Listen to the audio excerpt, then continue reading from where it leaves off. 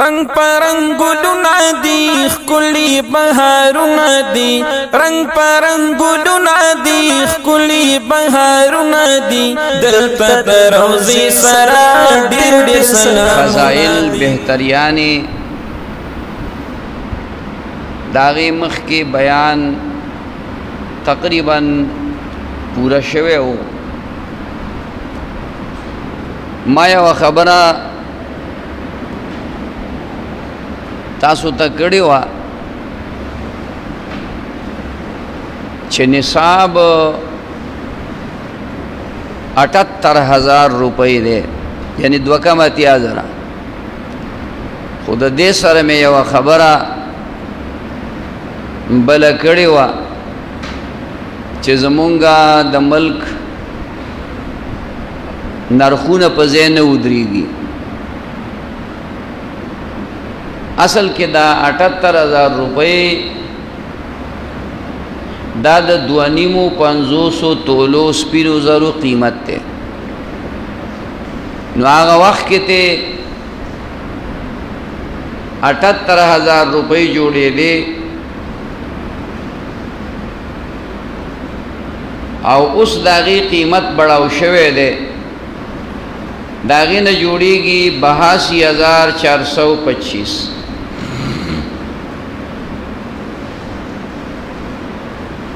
2,000 سلور سوا پنزیش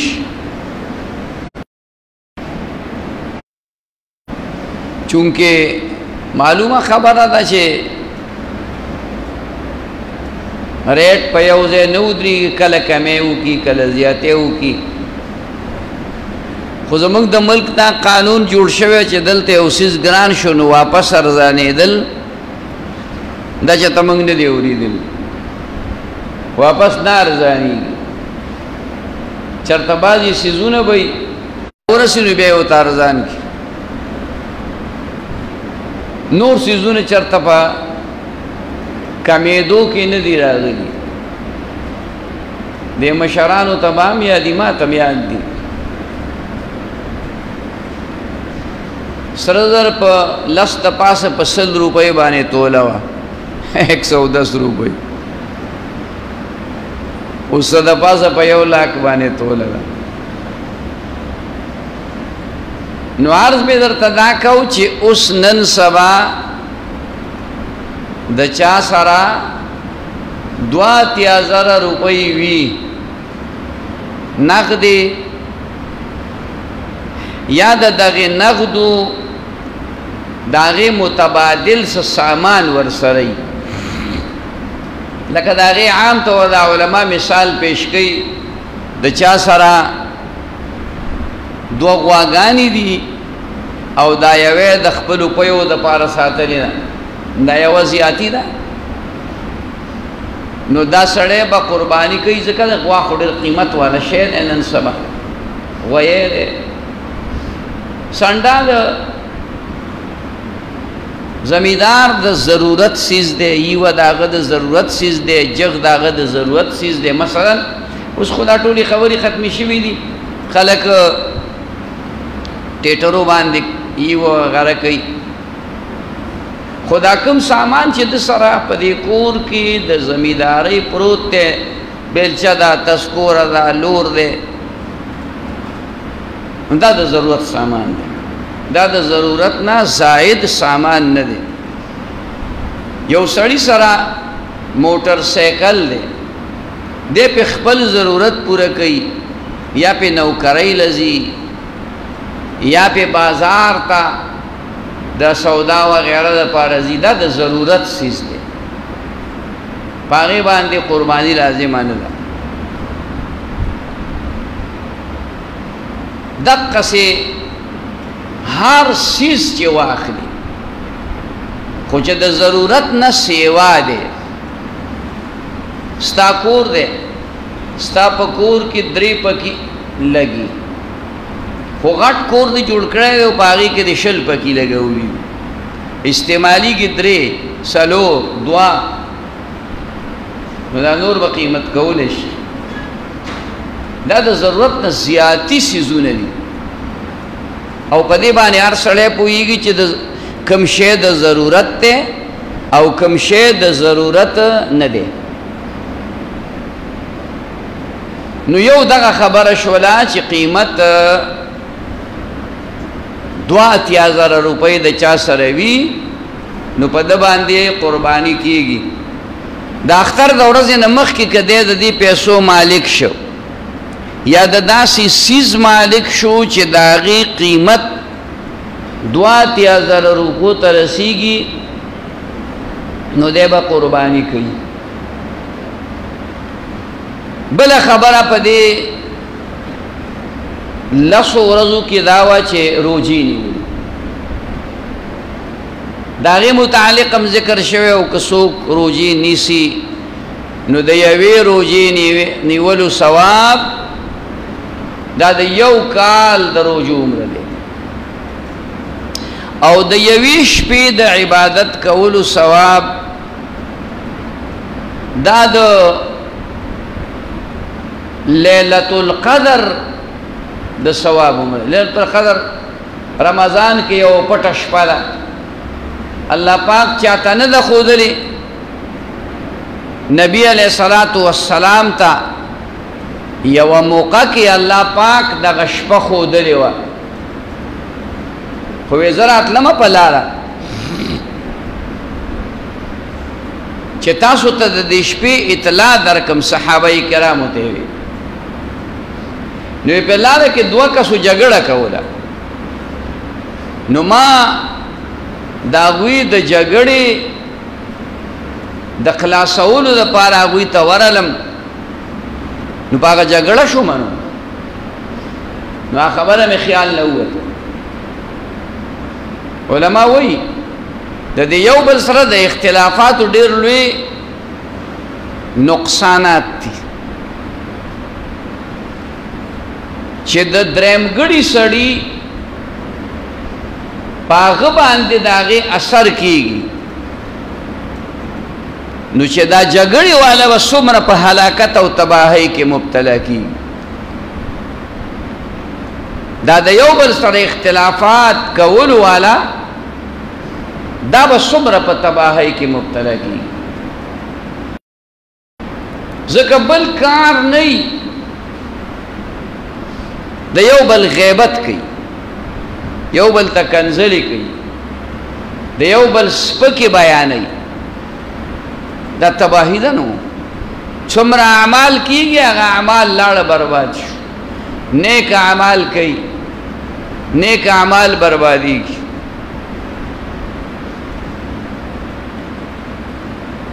نو درېمګړي سړي باندې او بیا دا درېمګړی سړی څوک دی هلکه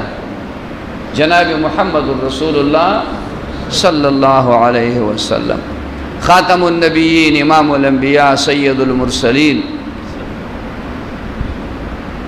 لوی مقام دے د خاتم النبیین دا عقیده لرلم گوره د هر مسلمان عقیده ده چې نبی علیہ الصلوۃ والسلام با خپل اخیری پیغمبر منی، چې د دنه رستو به بل پیغمبر دنیا ته نه راځي، نه راځي، نه راغلی، نه براش.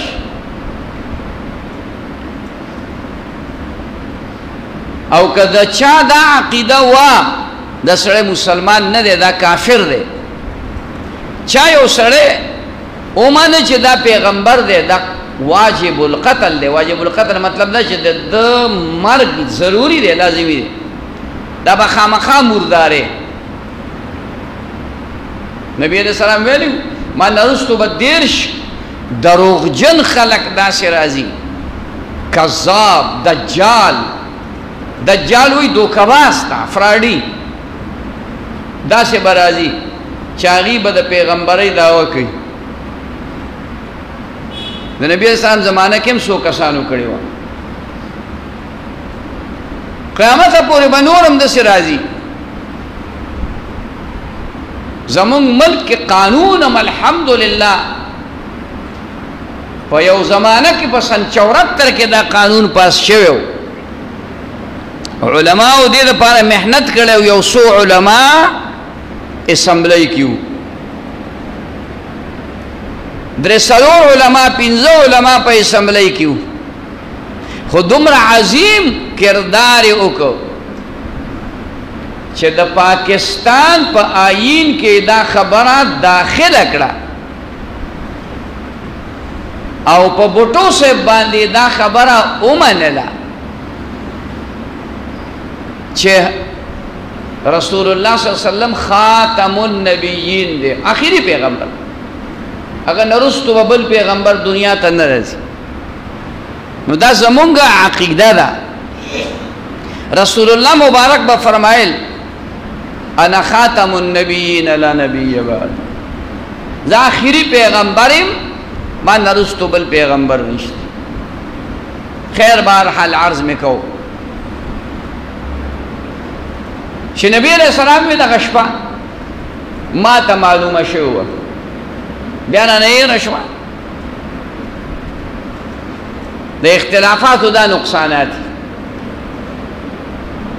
د جنگ جګړو دا نقصانات هغه شپه نه یې شوه زمارونو هغه شپه کتا ته په رمضان کې نه ده ملاو شوی نو هغه شپې درله الله په دې لسو شپو کې درکړي رسول الله وانا کوئی د دې شپې یوې شپې عبادت دا د لیلۃ القدر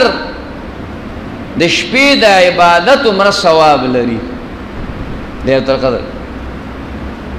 او د دې میاشتې د نهمې ورځې روزه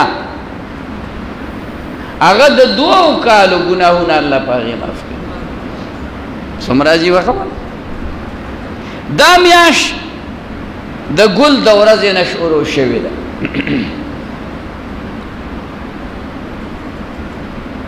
او اختر به ان شاء الله په 20 تاریخ د شروع په ورځ باندې راځي 20 تاریخ نن 14 تاریخ دی 20 تاریخ شروع په ورځ باندې به ان شاء الله لوی اختر وي نو د لوی اختر نه مخکې چې کوم ورځ وي نو ذوالحجه د دې میاشتې نوم ذوالحجه دی دغه 9 تاریخ نه هم په دې روزه نیول الله پاک په د 2 کالو ګناهونه معاف کړي یوازې دا یو روزه نه ده بعضې خلک وایي ایا تپوس کوي نو یو زه ته هم دا یوه روژې تپوس مه کوئ د دې 9 روزو تپوس وکړئ دا 9 واړه روزې د دې فضیلت حدیث شریف کې راغلی دی بله خبره د دې سره متعلقه دا ده چې قرباني کول دي مسلې مو ویلي دي خو دا بعضې خبرې دوباره موږ په دې کوو چې بعضې خلکو ته پوسونه کړي نو موږ وایو چې هغې ته هغه خبره ور ورسېږي قرباني کول اهم عبادت دی نبی علیہ السلام فرمایي چې د لوی اختر په ورځ باندې یو مسلمان بنده چې د ټولو نه اهم او اعلی عبادت کوي نو هغه دا دی چې دی یو څاروی ذبحه کړي او د هغې وینه توی کړي د څاروي ذبحه کول وینه تویول دا د ټولو نه لوی عمل دی او بل یو حدیث کې نبی علیہ السلام فرمایلی دي چې یو سړی وس کېده طاقت یې و پیسې ورسره وې او د قرباني ونه کړه نو زمونږه عبادت خانې ته جومات ته دې نه راځي اوهو ډېره خطرناکه خبره ده یعنی دا سړی کافر نشي خو زورنه ده زورنه لکه خپل زوی ته سړی زورنه ورکوي څه کار ورته ووایي هغه ونه کړي الکه وای کدا کار دی ونه کنه نو دې کور ته نه پرېدم نو دا د زور نه ورکړي رښتیاي د کور نه نشړي رښتیاي د کور نه نشړي ځکه اوس خو زمانہ الټه شوې ده اوس خو زامن په پلارانو باندې زور ور اوس خو زوی پلار د زوی نه یریږي او د زوی خلک خبرې مانی پلار په زوی باندې خبره نشي منلې زوی په پلار باندې خبره مانی او دا غي اصل وجه دی چې د دې زوی تربیت په دین نه یې کړي کله بچی تربیت ته د وړوکوالینا د ماشوموالینا پالی با باندې وکړو په سبحانك اللهم دې وکړو د جمعات سره په نسبت باندې دې وکړو چې کله جمعات ته راوستلو شو ځان سره جمعات ته راواله دې بګوري دا خلق کته پورته کیږي دې مخ کته پورته کیږي خو چې تا ورله وړوکوالي نه موبایل اغسته ټي وي دی اغسته او دې کور لګولې نو داغه تربیت په دینو نشه په بی دیني باندې وش په بی دیني باندې وش نو خامخا بدا سړی ته د اخلاق او کردار به دون بربادیږي چې ته به بیا مجبور یې چې د دې زوی خبره ومني کني معنی خو دغه معنی نه دی نشي نه معنی نه نشي نو عرض مې ته دا کو چې لکه زوی ته سړی وای الکه دې کور ته باندې راځي پرشتیانو ته څوک نه وای ګوري کچاو ته پرشتیانو په ایمان بیا ارسه وسم دی دا تاسو په د دنیا په بچی له خرچه نه ورکول هغه ځان نه ساخوا دی خو به کول چرته درس کړو چرته امامت کړو 10 روپۍ به پیدا کو نن سبا خو امامت کې ډېری غټي پیسې دي امام الله خلک ډېر غټه تنخواه ورکوي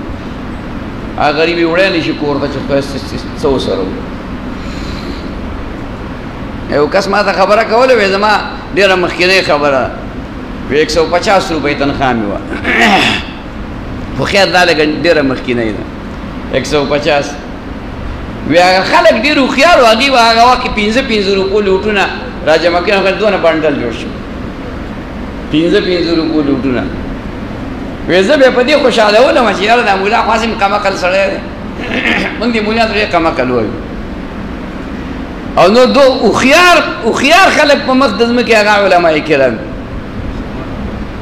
وی ماله به خندام راله چې دا دونه د بېوقوف بچی دی خو دا خو 150 دي که نه که دا ته یو د 100 روپو لوټ راکړې یا د 50 را هم 150 دي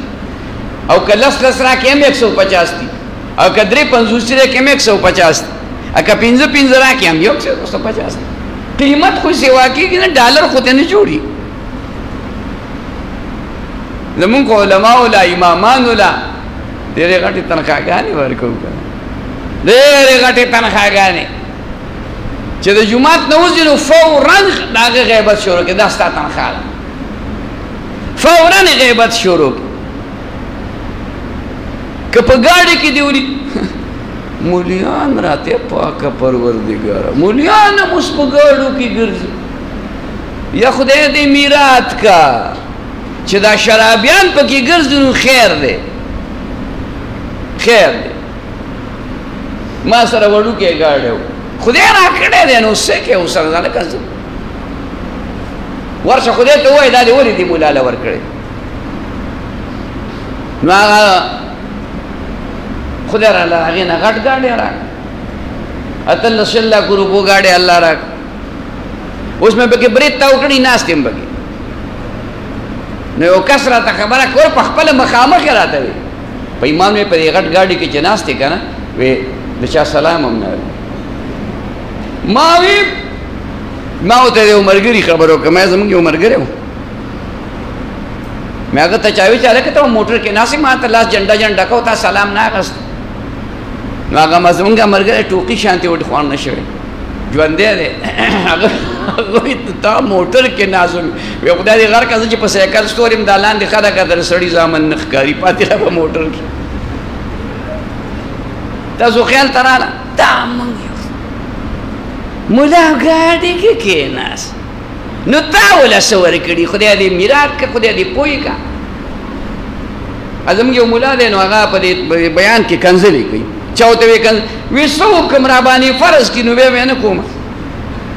دا کنځل را باندې فرض خیال کوي ګوره ځان تبا نه کوي د علماء اتباع کوي د علماء قدر کوي دا دین مونږ ته علماء را رسولې دي دا مونږ چې نن مسلمانان یو دا د علماء برکت دی دا نن چې مونږ موږ کوو دا د علماء برکت دی دا مونږ چې نن سجدي کوو دا د علماء برکت دی نافرمانیان د علماء وکوي قدر کوي احترام کوي ګنې د قیامت په ورځ باندې به د عالم وي خدای دا داتې درکم دا ډېر غټ حرامي و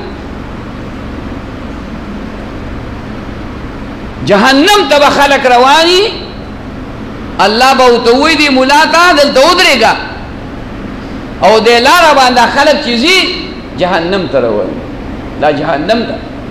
دې کې به ستا مریداني دې کې به ستا مقتدیاني دې کې به ستا شاګرداني دې کې به ستا خادماني دې کې به هغه خلک چې ستا خبره به په مینه اورېدلي اتې راخله جنت ته بوځه اگر که د اسمان دستور عمرې او دلته ولته پوندې وي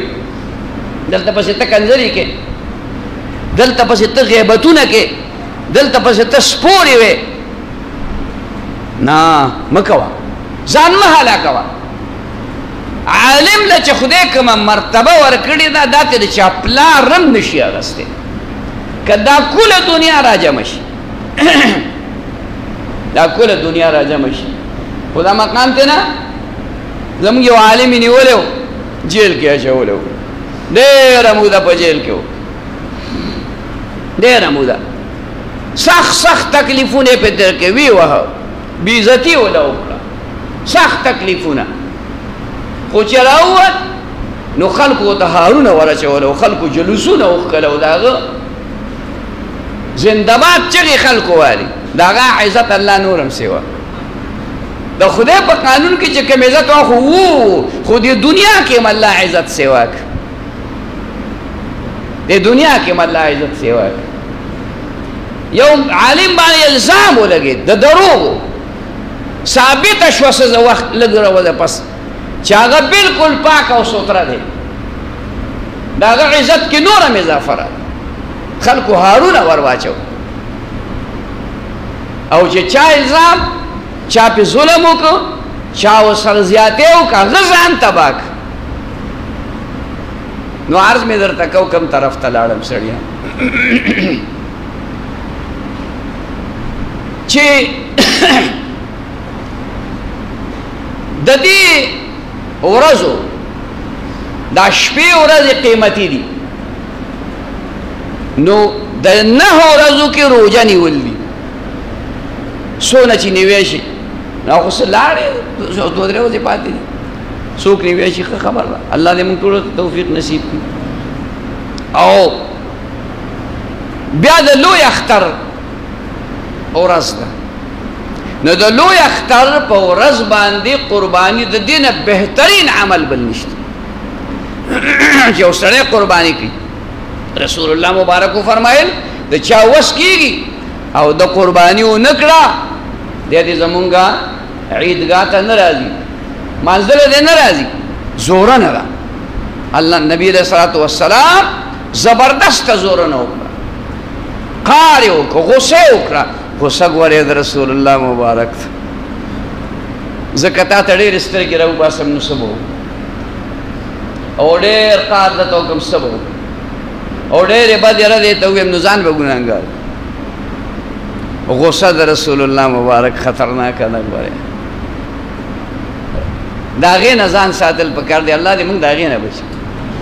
انشاءالله د اختر ورځ باندې قرباني ده د قربانۍ سره متعلق څه خبرې دي انشاءالله هغه به د اختر په ورځ که زندګي وه په هغې بیانوي چې هغه د څاروي سره پساروی کې داننا صحیسی دی داغی سره چې کوم دی هغه تعلق لري خو چې د چا هم وس کېږي نو کوشش دا وکړئ چې قربانی در نه پاتې نشي ډېر لوی اهم عبادت دی ابراهیم علیه السلام خپل بچی حلالوي الله اکبر بچی سترګې پټې دي د پلار سترګې پټې دي بچی ورته وایي بابا چې کله ما ذبح کې او زه مړ شم نو زما د کمیس په یو څه زما مور له به ورکړي چې کله هغې ته زه یادېږم وی دا بویوا او دا خپل مخ باندې راچوه الله اکبر څه دې خیال دی په دې وخت کې او په دې پلار څه تېرېدل دا خبره خو ډېره زیاته اسانه ده زه په منبر باندې کوم او تاسو یې اورئ خو دې خبرې د سوچ وکړه د دې مور په زړه به څه تېرېدل الله رحم وکړه الله کرم وکړه د ابراهیم علیه السلام اخلاص و خدای ساروی مونږ د پاره د بنی آدم په ځای باندې د بچی په ځای باندې ساروی مونږ د پاره مقرر بهرحال ان شاء الله د دې متعلق څه مسلې او څه دغه بیا ان شاء الله د اختر په ورځ کې زندگی و هغه بیانو او څه سوالات راغلي دي هغه وروسته سوال جواب مونږ کوو هغه سوال جواب کې ان شاء الله د هغې جوابونه وکړو الله دې مونږ ته عمل نصیب کړي واخر دعوانا ان الحمد لله رب العالمين ربنا آتنا في الدنيا حسنة وفي الآخرة حسنة وقنا عذاب النار ربنا لا تؤاخذنا إن نسينا وأخطأنا ربنا ولا تحمل علينا إصرا كما حملته على الذين من قبلنا ربنا ولا تحملنا ما لا طاقة لنا به واعف عنا واغفر لنا وارحمنا أنت مولانا فانصرنا على القوم الكافرين وصلى الله تعالى على خير خلقه محمد وعلى آله وأصحابه أجمعين